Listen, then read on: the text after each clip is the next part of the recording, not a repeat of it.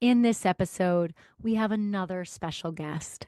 With us today is Oneisha Lee, a manifestation and spirituality coach who helps people rewire their subconscious mind for success. Together, we dig into finding clarity, rewiring your subconscious, and manifestation, all in service of creating the life of your dreams. Onisha shares 2 secret tricks for aligning with who you really are and manifesting what you deeply desire. And we explore how this fits in our lives as ADHD women entrepreneurs. You'll walk away with specific strategies to try to help you clarify what you really want, to rewire your subconscious, and to manifest what you truly desire. Be sure to listen. Welcome to the Self-Loved ADHD Woman's Way podcast. I'm your host, Jen Barnes. If you're an ADHD woman entrepreneur, ADHD adjacent, or ADHD-ish, you've come to the right place. We'll dive deep into the unique challenges you face, from the inner turmoil to the outer obstacles. We'll blend neuroscience, IFS, and somatic healing and explore practical strategies to help you navigate the world of entrepreneurship with ADHD with greater ease and effectiveness. I'm glad you're here. Hey, it's Jen. I'm so glad you're here today. And I'm especially excited because we have a special guest. Oneisha Lee is here to talk with us about spirituality, rewiring the subconscious, manifesting, all that kind of cool stuff. So I just feel really honored to have her here today. Onisha, welcome. Hi, Jen. Thank you so much for having me. Yeah. Yeah. So feel free to share a little bit about yourself, like how you got into this, anything you want us to know. Yeah, absolutely. So, thank you for that intro.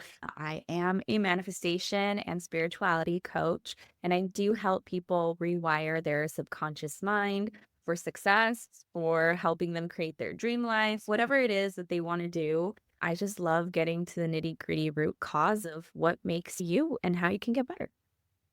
Oh, that sounds lovely. I want to get off the podcast and have you coach me. But anyway, We can make that I happen. I love that. I love that. So I heard figure out what makes you. I know we've talked about clarity. So how do you do that? What do you Yeah. do with people? What's the work? Absolutely. Oh, there's a lot of work that goes infinitely, but I can talk about at least 2 things that are really important. Great. Yeah.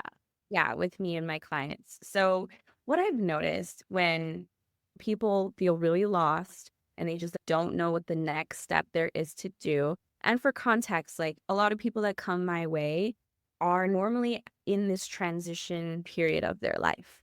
They're like, I want to switch careers. I'm not happy with where I am. I've been doing this thing for so long, but it doesn't feel right anymore.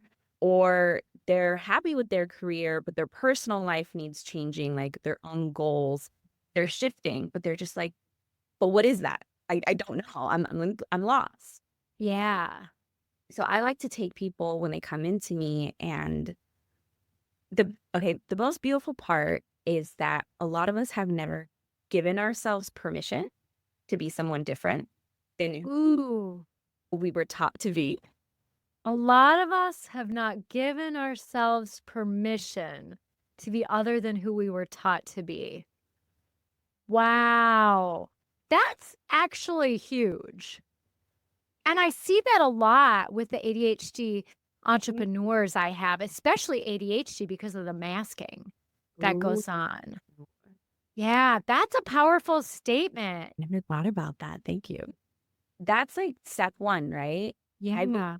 that permission and forgiveness go really well hand in hand because permitting yourself to be someone different also means forgiving yourself for who you want to be but never got to be, if that makes sense. Whoa.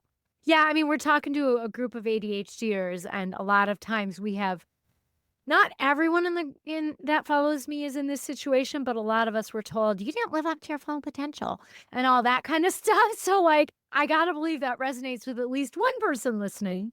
Yes. And it's tough to come up against this wall of like things and thoughts you've been telling yourself this whole time.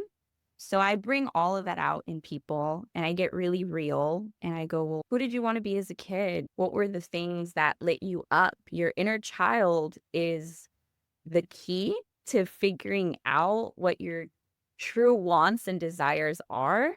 But Yeah. somewhere along the way, they were stifled because of society, because you need to make money, you need to do this and that. And you didn't allow that part of you to really flourish. You know, that makes a lot of sense because when I think about my first grade self and I was asked what I wanted to do, I wanted to be a teacher, which I do now. But I also wanted to be a waitress, which is random. But I think I just always liked we'd go to restaurants and they were always so nice and they were Or in charge. They were women in charge. And I think that's what it represented to me. So maybe even if the exact thing we wanted to be when we were 6 years old, it doesn't maybe check out. there's clues. There's clues. Ooh, that's juicy. I like that. There's always clues. And so I do have a lot of my clients, I just go, what did you like doing as a little kid? Some people will bring up memories that they had buried. So they were like, oh, I really liked to paint. I like to create. I like to do things. The thing is, when you're so lost and you're overwhelmed with information right now in our society, I like to clear out the noise by having people just pick one thing and reminding them you don't need to get it perfect. Step one is just about exploring your interests and your needs. Yeah. And again, that permission to do it without the overhead of this needs to be monetized. This is just for you. That makes sense. Pick one. Okay, now here's something though. I heard you say pick one thing, and I work Mhm. with ADHD women, and picking one thing. It's hard. Yeah. So how people like narrow it down to which one thing. Mm, That's great. So I'm the same way, right? Uh-huh. I want to be an astronaut, but I also want to fly a plane. I want to do all of the things. Yeah. Well, I say, okay, pick three, Okay. right? Because that's better. I'm like, okay, pick three. And then the one that lights you up the most, do that one first. That's better. Because then the other two are still options. Yeah. And if you, after you're like, the first one didn't work out. Oh, that was fun, but no, it's not my thing. I'm like, okay, great. Next, pick the next one. Just do Yeah, that. I love that. I love that because one of the challenges I see a lot in ADHD women entrepreneurs is they have all these brilliant ideas, but they struggle to bring them to fruition. And some of it is genuinely ADHD, but some of it is just the lack of clarity there. And the fear of trying one Mm. and having it not work out perfectly immediately. Mhm. So, okay, this is really good because I've actually rewired my mind because that's what my brain used to tell me too. I have to be perfect at this. If I don't get it right the first time, I'm a failure. Like all of these thoughts would come up that would stop me from trying in the first place. Yeah. So I started, let me see, like, what is the best way? So, first of all, I go, what's the thought? Because it lives in the head. And when it lives in the head, you can't process it. So I put it down on paper Mm. to make it real and visceral. And I just write down what those thoughts are, which are like, if I'm not perfect, if I don't get it right the first time, then for me, it was like, then I'm a failure. That was my belief. And so when you look at that piece of paper and you read it back to yourself, you come up against the truth or your perceived truth, right? Yeah. So, well, if this is my perceived truth, first of all, would I tell this to a friend? Right. If my friend told me that this is what they believed, what advice would I tell my friend? And I Right. said, you're not a failure. Of course not. You're just trying for the first time. Like, why would you be perfect? And then that would stop me and I go, oh, maybe I should take my favorite advice for myself. Yeah. Well, and too, with a friend, I'd be like, first of all, you're just trying. And that's what happens when we try something new. But second of all, because I have a really good memory for someone with ADHD, when it comes to like things that people tell me about their lives like this, right? So I'd be like, and also you've done this and this and this, and that makes you not a failure too. So it's like maybe I wonder if that too couples with it. So once you get the belief out and you flip it to act as if it's a friend telling you, and you go, well, what would you tell your friend that's doing all of this? Yeah. I like to do what's called evidence stacking. So essentially, you rewrite the new belief that you actually want to believe. So the first time that I do things is an experiment. Yes. Perfect the first time. And then I go, okay, well, then it's like action steps, which is the evidence stacking. So, for example, I have never danced before, but wanted to take dance classes last year. But I was Cool. so scared, right? So fun. But I was so scared of being perceived and doing things wrong and just looking like a fool. Anybody would. So I told myself, okay, Oneisha, the first time you go, you just go. No expectations, back of the room, and just show up. That's all you need to do is show up. And then that you show up without expectations. And it was hard and it was scary. But then you just, once you rip off that band aid, it's the hardest part. Do it again. You have to tell your body and your brain that it's safe to do it. And the Mm. only way you can really fully do it is if you take away the expectation and just go. Yeah, taking away the expectation makes it safer. I like to treat myself like a friend when I can't get out of the mumbo jumbo in my brain. I like to flip it and just pretend, okay, if my friend was struggling with this, what would I tell them? What advice would I give them? Because you tend to be nicer to your friends than you are to yourself a lot of the time. That makes sense. I love that. That's a pretty powerful stuff to help people rewire. So you said there were a couple things you could share. Maybe that was both of them. Let me think. And if you're like, don't really remember, I know you also work with people on manifesting. So that's fascinating as well. So we talked about the seeking the clarity and the going back and figuring out that and everything's an experiment and then really doing the rewiring. Yeah, absolutely. I think we've covered as much as I can. I'm good with that. And I hope that people can just test things out. Just test. The last thing I will say is, especially like with ADHD, right? The way you frame things, I think is so important. Yeah. So, for example, like timers at the beginning, before this podcast, we were talking about, oh, like when I get tasks done, if I set a timer, it's the only way things will get done for me. Yeah. So similarly, when you're trying to find clarity, re don't think of it as this abstract thing. For example, really think of what you're doing as like an experiment or like a challenge, but only if it's a fun challenge for you. Yeah. Like challenge. Now, if you don't like challenges, then think of it as a fun, playful 10-day, 30-day experiment. And that kind of gets the gears going because going back to your inner child, when you were a kid, you were just like, oh, let's see how far I can take this. Let be adventurous. You created adventures for yourself. And so I think being an adult is going back to that and just think of finding that thing as a new adventure. I like that. Creating adventures for yourself. Mm. I like that. I Oh, go ahead. It's because it's fun and Yeah. learn like we're programmed to chase fun and we like doing fun things that are easy. So like how can you make this hard thing just funner? Yes. Yes. Especially with the ADHD brain. Our brains are wired to do things that are interesting. We don't do stuff very easily because it's important or because someone told us to. We tend to do it because it's fun and interesting in some way. And fun is relative. It could be a challenge or it could be something else, but certainly that's an important piece. As you were talking to, what came up for me? So, in my other business, I'm a therapist and I specialize in complex trauma. And now, not everything is complex trauma, and I know that, but I will say sometimes in that hat, with that hat on, I'm a hammer and only see nails.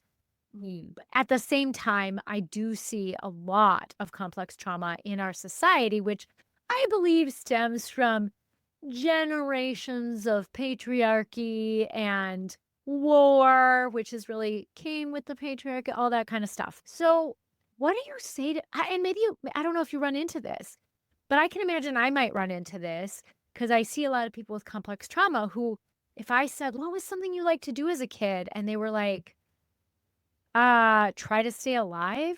And I just wonder, what, if anything, have you figured out to do with that? Or what, maybe you have something for people who are in that place where they don't look fondly at that time in their life. So they're like, I don't know what I like to do. I was just trying to make it. That's a really good question.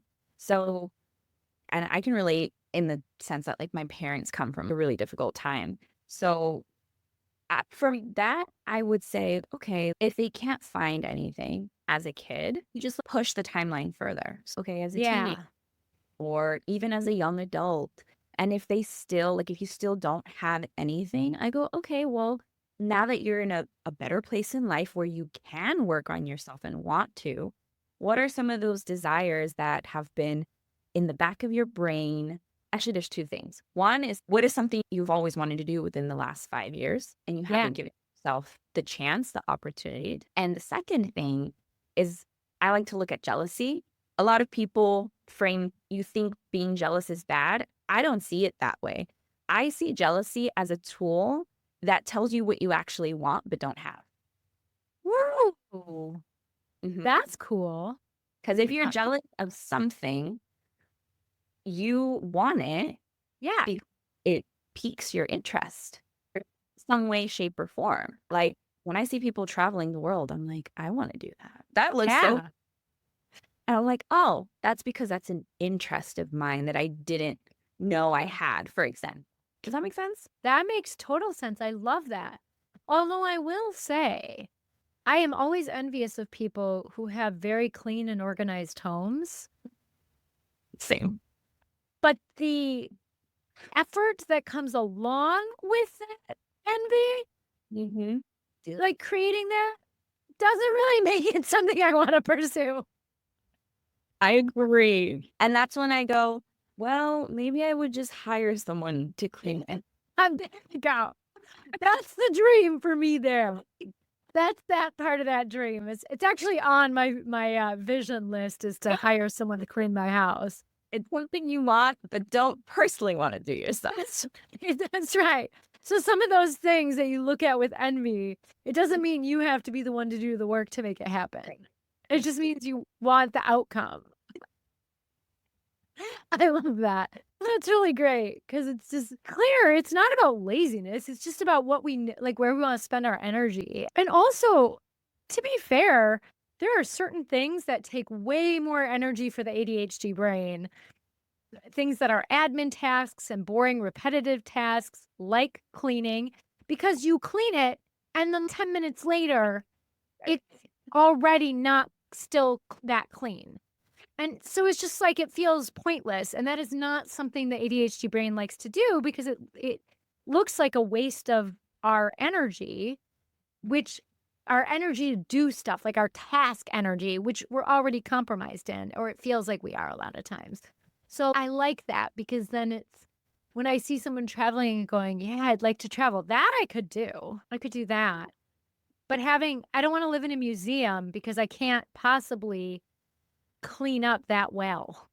Oh, no, I couldn't. You just healed something in me. I'm like, wow, that's the reason why cleaning is so tough for me. So go ahead. Yeah. That's what we're about here. Yeah, cleaning is tough. I will tell you, I'm very good at picking up and decluttering because clutter makes it hard for me to focus. It makes it hard for everyone, Right. even non-ADHD brains to focus. I'm sure you know that. Mhm. Because our brain has to filter out what's important. Mhm. So decluttering is important, at least in our workspace. But the cleaning piece is what's really hard.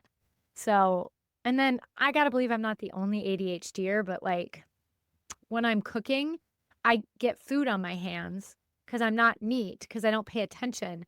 And then I Mhm. touch the refrigerator. Oh gosh, me.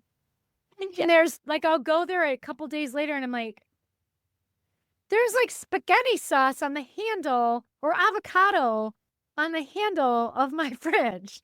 What's happening here?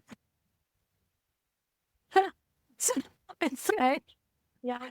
I still have to figure out a system for making that not happen.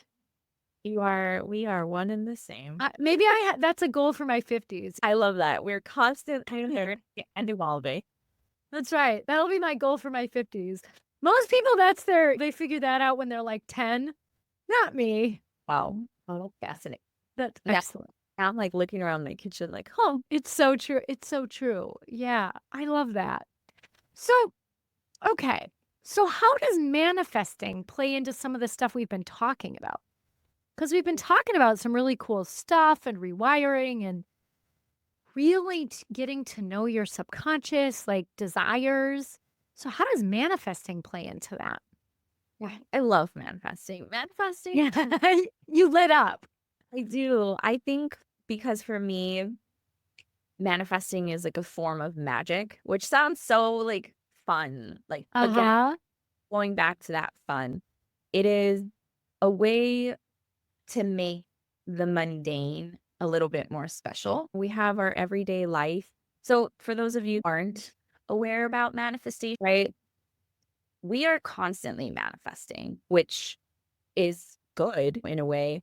Like I try to tell people like don't ever be scared. I don't believe that you can like manifest bad things. I don't want to subscribe to that ever because it's to me personally a waste of energy. I'm just like Yeah. don't overthink it.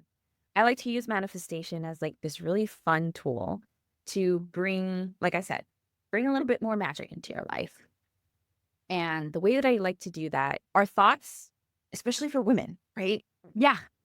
On overdrive all of the time. Yeah. Constantly thinking.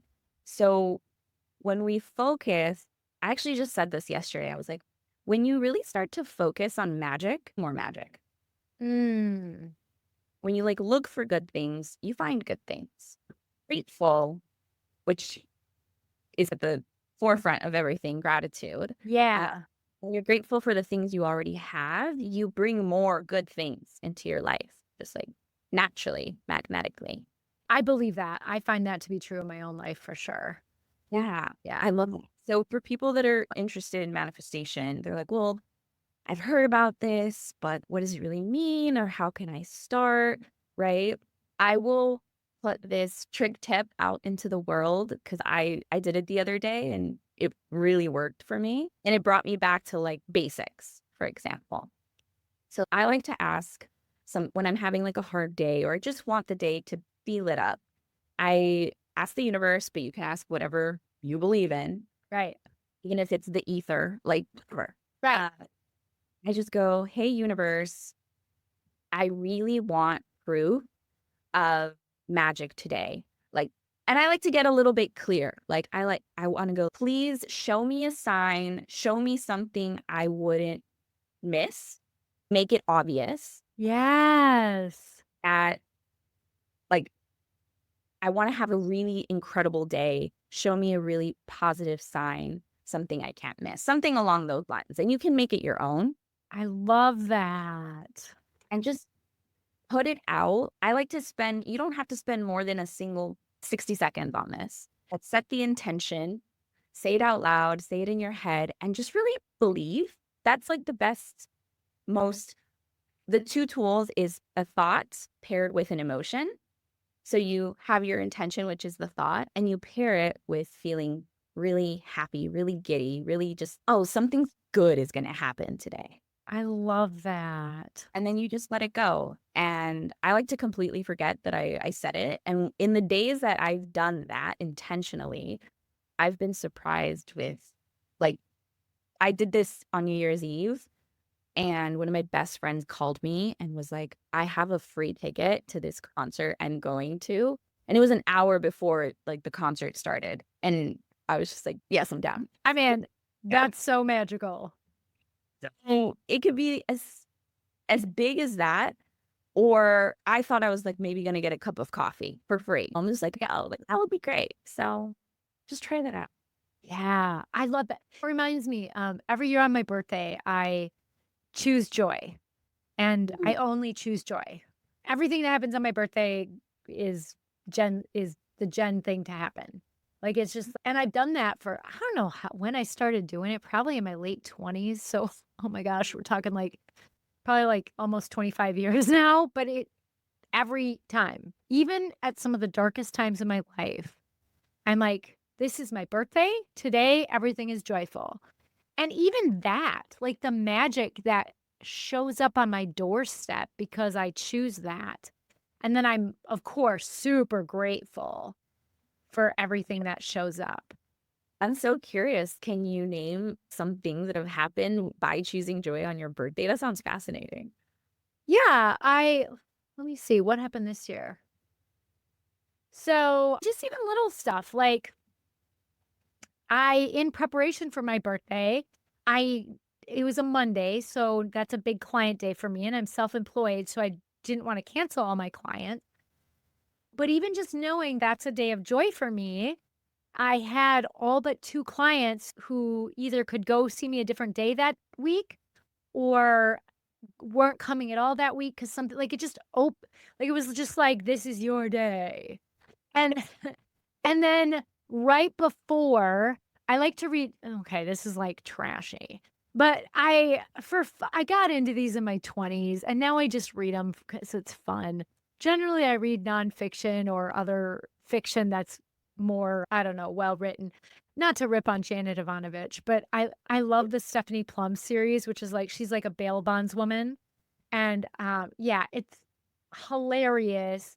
There's a bit of some sexist undertones, and it's just okay, but whatever. I normally wouldn't like something like that, but I got into it when I was young, so it's always fun to see what kind of crazy antics she and her grandma Mazar are up to, and anyway, so that came up on Libby, on my library app, to be available to read on my birthday. Because my plan for my birthday was to sit at my favorite coffee shop and on this one specific couch there and read a book for fun. And that came up like a couple days before so I could read it. And then I walk in and the exact couch I wanted was open. No one was sitting there. Like, it's just like little things like that. Or even after I did that, then I wanted to go to this store and find a gift for my friend whose birthday is in January. And the exact thing I wanted happened to be at this one store I went to. And then I was cutting it close to get to the restaurant for dinner, but I was like, I really need to stop at Whole Foods real quick to get this one thing. And so I did. And there were no lines. I got a parking spot right up front, and I was in and out faster than I've ever been in and out of any grocery store ever in my life. And I was 2 minutes early to my birthday dinner and just sat there peacefully in the beautiful waiting room or waiting area of this nice restaurant. It's just like all that stuff. And Appointment. yeah, it's just things tend to go my way on my birthday. The other years, I meet with a evidential medium. So, yeah, she's really cool. Yeah, so for those of you that don't know, evidential mediums are trained to get evidence from your loved one that's talking to you that only you could know.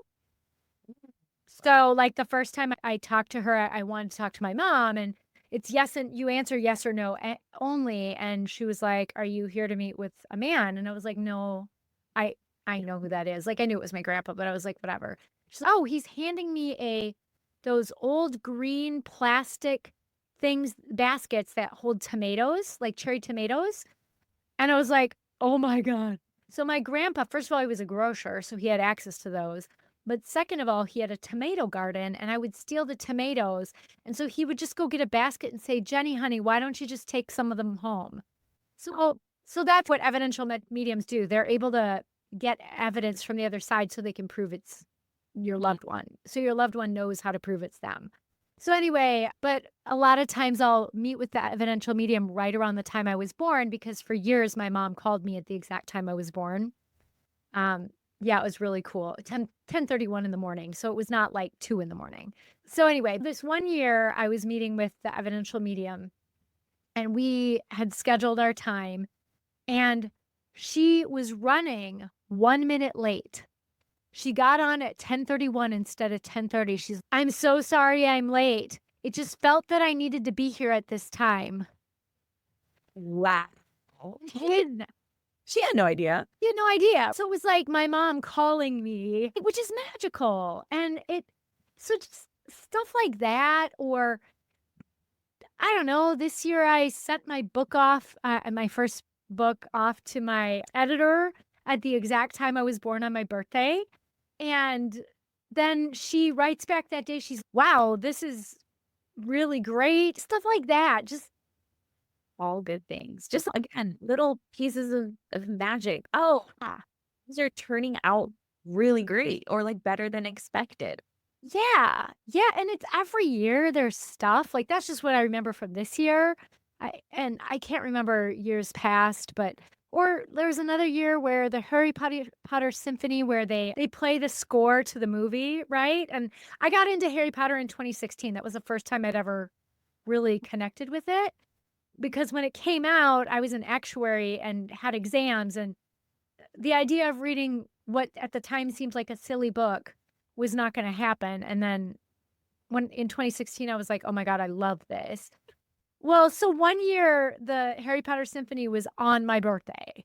And so I'm like, oh, that's the perfect thing to do for my birthday, right? So it's just stuff like that that I don't know. That's just one example. But and this is again, maybe sillier stuff, but even tapping into intuition on my way to work, I let my intuition tell me which way I'm supposed to go.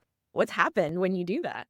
So I have a spot. This is so silly, but there's a spot right by my house where I can either turn right at a stop sign and then I turn left at a stop sign to get on to this main street to get on the freeway.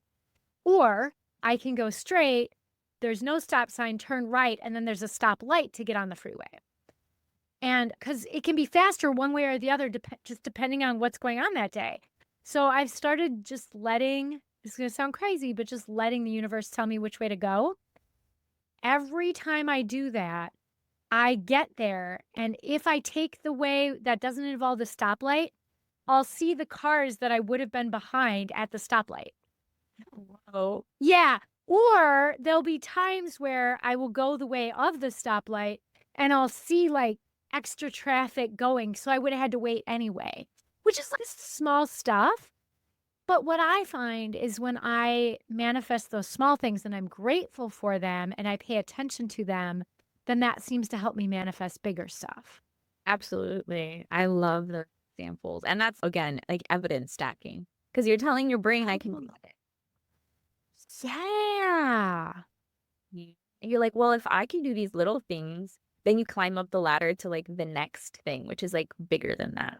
I like that. So I tell people, if you've never done this before, I always have people start with manifest a cup of coffee, manifest a parking spot, like something that feels like, oh, it would be fun, but it's not hard. It's not this. Yeah, if I could find a parking spot right in front of my house, the grocery store, the coffee shop, that would be proof, especially if it's always a busy street or whatever. So what are steps up for people from that? What are steps up? Yeah. Ooh, okay. So once you do those little things, then I tell them like, okay, what's something that's like slightly, what's it called? Out of your comfort zone, but that you're just like, if I got that would definitely be proof. Okay. Because some people like to write off parking spots. Some people are like, oh, well, this person was being extra kind today or whatever. And I go, okay, well, what's something that would be undeniable proof that you brought it into your physical reality because your brain thought of it first. It's like how I like to frame it. I just go experiment with that. Like your day of joy is you have that like specific couch, right? That's cool. I Yeah. was like, that's really special. Yeah. You won something. Like, Yeah. you won. I don't know. I guess to every single person, it would be different. I was thinking on like manifesting clients. Ooh, I have a trick. Okay. Every time I've done this, again, like it happens. It's because I like just believe and I let go once I figured it out. So I like to get specific. I did this for my virtual assistant, but I've done this for clients. And I just write down what would like my dream client be. Okay. And I like to, depending on whatever field you're in, I like to also talk about feelings. So, like, how do you feel when you work with them? Are they very coachable? Are they someone that's like super excited to do the work? Are they a paid in full client? What kind of client are you bringing in? And just write down those details that when you look at that page, you're so excited for this person to find you. Love it. That's my dream client. And again, when you feel the emotion, again, like a thought coupled with emotion is the magic. And then you just like go about your day. You do the things, you do the normal things that you would do to bring people in. And I've always brought in that person. And sometimes I don't notice it till after. And I'm like, I go back and I'm like, no way. So, for example, I had written my dream virtual assistant. I wrote a list of everything I wanted this person to have. And once I hired, I looked back and I was like, she fits that exact description. That's amazing. And I was like, oh, this works. I forget. You're like, that's fantastic. Wow. That is fantastic. Just get really specific. I think I like to tell people a lot of us feel that sometimes you're not in charge of your life or you're like, oh, we get used to the mundane of everyday life. I get you have the power to take control because you have free will. So I like to do these experiments with manifestation to remember that I am co-creating with the universe and I just need to give the universe instructions for what I want to see in my life. And then it can provide those for me. I love that.